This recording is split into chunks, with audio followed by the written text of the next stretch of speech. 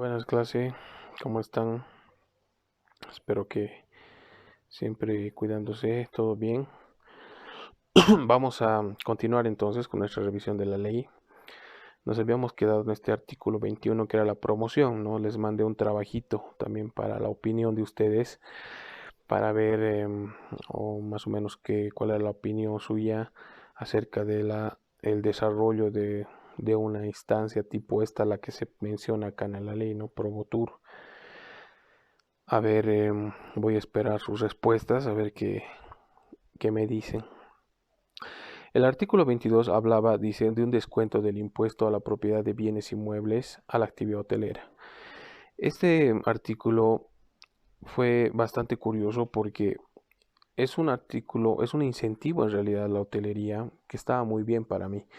Todos los hoteles en todos los municipios tienen que pagar un impuesto predial cada año que se paga sobre los libros contables que ellos tienen. ¿No? Se paga un cierto porcentaje que en algún caso, digamos, de un hotel de 5 estrellas llegan a ser montos bastante altos.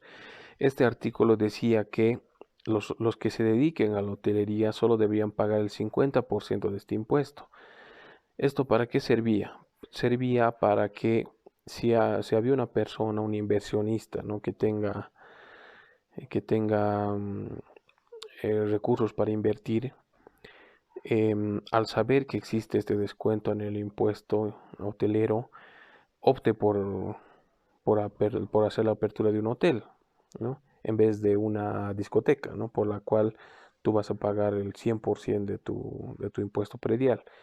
Entonces, fue un impuesto que en idea estaba muy bien, pero el único municipio que hizo valer este, el impuesto, o sea, que desarrolló con efectividad el descuento, fue el municipio de La Paz. Es decir, ningún otro municipio hizo caso de este artículo, ¿no? Ni el Alto, ni Santa Cruz, ni Cochabamba, ¿no? Entonces, y además que La Paz lo hizo a través de un decreto inicialmente y actualmente todavía está vigente, pero ya es una ley municipal, ¿no? O sea, es una ley municipal que el municipio la tiene ya desde hace años, pero es un caso muy raro porque es como se tuvo que crear una ley para hacer cumplir otra ley, ¿no? Es bastante extraño, pero así pasó. Pero por lo menos La Paz sí lo tuvo, ¿no? Otros departamentos y otros municipios no lo tenían. Y menos ahora que como ya no existe esta ley, entonces esto ya tampoco no tenía. Em, el artículo 23 habla de la capacitación y concientización. El Ministerio de Comercio Exterior dice, juntamente en coordinación con el Ministerio de Educación, Deportes, prefecturas y municipios, promoverán la capacitación de recursos humanos afectados a la actividad turística en sus diferentes modalidades y la concientización de la población sobre la importancia del turismo en el desarrollo sostenible del país. Como idea suena buena, ¿no? Pero en la práctica tampoco es que se hizo mucho, ¿no? Deberíamos haber tenido un programa de capacitación, de sensibilización o como dice acá, concientización a la población acerca de la importancia del turismo, cosa que no se dio. Bueno, al menos algo que haya sido muy conocida no hubo. Y el tema de capacitar a los recursos, bueno, no sé cuánto se ha dado eso, la verdad. Creo que más cada persona accedía a capacitarse de acuerdo a sus posibilidades, ¿no? Sobre todo siendo del área privada. Luego está el artículo 24 que habla del tema del impuesto al valor agregado en el sector turismo. Dice, a efectos de la aplicación del impuesto, el IVA en el sector turismo se considera como exportación de servicios. A, dice la venta de servicios turísticos. B, los servicios de hospedaje prestados en establecimientos hoteleros y demás. Em, bueno, no sé si ustedes han llevado ya esta parte, pero las responsabilidades impositivas de cada empresa son las siguientes. No tenemos que pagar un IVA, que es el impuesto al valor agregado, que es el 13%. Luego se nos cobra también el IT, el impuesto a las transferencias, que es un 3% y suma al 16%. Esos son Em, ese es son los em, son las obligaciones tributarias que se tienen las empresas. Luego está el IUE también, ¿no? Que es mensual, digo, perdón, anual, lo cual se va descontando también de el pago del IUE que hace, se va descontando también de los IVAs, pero bueno, este es un tema, es otro tema, eso es del tema empresarial. Entonces, esta ley que decía que si estabas relacionado con el ámbito turístico, es decir, eras agencia o eras hotel, tú no pagabas ese impuesto al valor agregado. Es decir, podías descontarle el 13% al precio de tus productos porque tú no pagabas y el turista tampoco tenía que pagar. Es decir, estabas exento de facturación. Eso es básicamente, no tenías que emitir factura. Aunque sí existe una factura turística que sí hay que llenarla, sí hay que hacerla, pero no tiene encargado el IVA. Es una medida que hasta el momento se mantiene activa y es una buena idea, ¿no? También es una forma de incentivar y además que es como complementaria simplemente porque también el turista no tiene por qué pagar un impuesto al valor agregado en nuestro país porque él no vive acá. Entonces es casi como lógico, ¿no? Que se haga una exención de este pago. El artículo 25 habla de los bienes de capital. Dice, a efectos del pago del gravamen arancelario consolidado, se consideran como bienes de capital los equipos destinados a la actividad hotelera de acuerdo a reglamentación específica. Es lo que les decía, ¿no? De cuánto pagas por tu hotel y eso es de acuerdo a lo que dice acá, a los bienes de capital que tú tengas, digamos, no sé, máquinas, lavadoras, refrigeradores, todo lo que esté, dice en la reglamentación. Entonces acá sabemos que había otra reglamentación donde si tú querías saber cuánto ibas a pagar por el hotel que tenías, tenías que ver este reglamento y todo lo que estaba incluido ahí, lo que se consideraría bien de capital. Luego, el artículo 26 hablaba de las zonas prioritarias de desarrollo turístico. Esto sí era bastante interesante porque decía que los consejos municipales con los consejos departamentales, los que nunca existieron, ¿no? Los que les mostré que nunca existieron, y en función de la articulación de planes de desarrollo municipal y departamental, podrán determinar zonas prioritarias de desarrollo turístico con la aceptación del Consejo Nacional de Turismo. En el caso de los territorios indígenas, los planes de desarrollo digital indígena articulados con la participación de las autoridades, de igual forma, tal determinación producirá los siguientes efectos. Obligatoriedad de utilización del suelo afectado en el desarrollo prioritario de actividades turísticas, apoyo local en servicios públicos e infraestructura básica acorde a los planes de desarrollo municipal, apoyo técnico a los prestadores de servicios turísticos.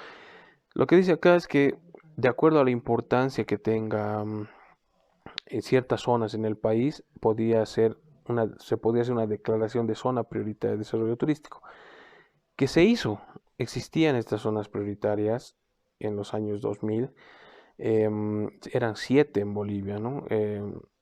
Que seguramente ya ustedes más o menos se dan cuenta, porque estaba el Salar de Uyuni, estaba la Cordillera Real, estaba Tiwanaku, Lago, Misiones Jesuíticas, Amaipata, ¿no? Los atractivos más fuertes que siempre hemos tenido en Bolivia. Sin embargo, lo siguiente, lo que dice acá, que por ejemplo debería haber una obligatoriedad de utilización del suelo afectado, no siempre se cumplía. Apoyo local, servicios públicos e infraestructura tampoco, dependiendo qué atractivo era, ¿no? Era muy difícil trabajar, era muy diferente trabajar en un Tiwanaku que en Cordillera Real, que ocupaba siete montañas nevadas, ¿no? Donde no hay casi nada de infraestructura. Y lo otro, el apoyo técnico a los prestadores de servicios turísticos, que, bueno, con la fortaleza que tenía en su momento el viceministerio, tampoco es que se lograba cumplir a cabalidad. El otro punto, el artículo 27, habla de infraestructura y dice las obras de infraestructura básica y aeroportuaria implementados o por implementarse por parte del Estado tomarán en cuenta los requerimientos del desarrollo turístico para facilitar el transporte terrestre, fluvial, lacustre, aéreo, de tal forma que se garantice su competitividad. Bueno, es un tema que decía que cualquier obra que se vaya a hacer debería tener en cuenta requerimientos del desarrollo turístico, ¿no? Es básicamente de lo que siempre se habla de la política turística, ¿no? Es decir, si quieres afirmar que existe una política turística en tu país, cuando vayas a hacer una carretera tienes que tomar en cuenta el punto de vista turístico, es decir, cuáles son las ciudades más visitadas, ahí es donde hay que desarrollar carreteras, obras o cualquier otro tipo de obra de infraestructura. Pero si no tomas en cuenta eso, no es que tienes una política turística. Y en el caso nuestro, no sé si se han tomado en cuenta eso, ¿no? Yo creo que no, personalmente, porque si no, los mejores caminos o los más antiguos o doble vía serían a Uyuni, a Rurrenabaque, que a los principales atractivos turísticos, cosa que no. No, al momento a Rurrenabaque no existe todavía la carretera pavimentada. A Uyuni se ha terminado de construir hace algunos años. Los aeropuertos están muy mal manejados por parte de SAPSA, ASANA y demás. Entonces, como que no se toma en cuenta específicamente el criterio turístico para el momento de desarrollar obras. Em, no se hace ahora y no se hacía hoy en ese momento. Bien, entonces como pueden ver existen 27 artículos de esta ley. Ya el título 7 habla de disposiciones transitorias, porque ahí tiene un solo artículo que es el 28 que dice, fíjense, en el plazo máximo de 90 días se reglamentará la presente ley y se aprobarán los reglamentos sectoriales correspondientes. O sea que en 90 días tenía que haber su reglamento. No recuerdo la verdad en cuánto tiempo salió su reglamento, pero sí existía un reglamento bastante ampuloso de esta ley. Quedan derogadas. ¿Qué significa derogadas? Lo hemos visto, ¿no? Es como modificadas en algunos puntos las disposiciones contrarias a la presente ley. Es decir, que si existe una ley que hable, por decir, si hubiera existido una ley anterior que hablaba de zonas prioritarias de desarrollo turístico, en este caso se abrogaba esa, ¿no? Porque es contraria a esta ley. O si había una ley que hablaba acerca de un descuento a los hoteles, igual quedaba abrogado porque aquí habla un descuento de impuesto a la propiedad de bienes inmuebles, ¿no? Entonces, eso es lo que dice acá, por eso es que hemos visto esos conceptos de abrogar y de abrogar y derogar. Y justamente aquí menciona, ¿no? Entonces, si había una ley que de alguna manera se podría contradecir, podríamos usar esta y decir, acá dice que se deroga. Luego dice, remítase al Poder Ejecutivo por fines constitucionales, dada en sala de sesiones, Congreso Nacional, 12 días, firman, quienes firman, se promulga, pues el gobierno se promulgó los 14 días del mes de abril del año 2000. Bien, pues esta ley es como la ven, estuvo vigente del año 2000 hasta el 2012, ¿no? Ha estado vigente 2 años y para que se trabaje en una nueva normativa, ¿no? Como les digo, fue un gran logro en su momento para el sector turístico el poder ya contar con una ley em, que sea que hable del sector turístico, cosa que antes no había, que existan muchos artículos, como han visto, que hablen de acciones muy importantes, que lo malo ha sido que nunca se han cumplido, ¿no? Sobre todo resalto dos elementos importantes, esto de los consejos nacionales o consejos departamentales también, y el tema de Probotur, ¿no? Que era esta entidad de promoción del país, que sí me parecieron buenos avances, grandes avances, pero que en realidad no se las cumplió. Ahora ustedes me preguntarán por qué no se cumplen. Bueno, la respuesta es bastante amplia, es decir, va desde temas políticos, de voluntad política, hasta temas de inversión, o sea, ¿qué les digo? De disponibilidad de bienes físicos, ¿no? Por ejemplo, el tema de los consejos. Como dice acá, tenían que presidir varios ministerios, ¿no? Varios ministros tenían que estar a la cabeza del consejo, pero si el turismo no es una prioridad para el gobierno ni para ti, siempre va a haber temas más importantes, ¿no? Siempre va a haber que la salud, la educación, que los caminos, que las vendedoras del mercado, todo el mundo va a ser más importante que el turismo, entonces vas dejando, ¿no? No vas desarrollando lo que te decía la ley que tenías que hacer, que era el Consejo Nacional de Turismo. Entonces, por eso es un tema de política de turismo, el no hacer ciertas cosas de la ley. Y por otro lado, puede ser también un tema, como les digo, de disposición de fondos, porque acá, donde dice la creación de promoción boliviana de turismo, dice acá que se cree de manera independiente, ¿no? Pero ¿y con qué fondos?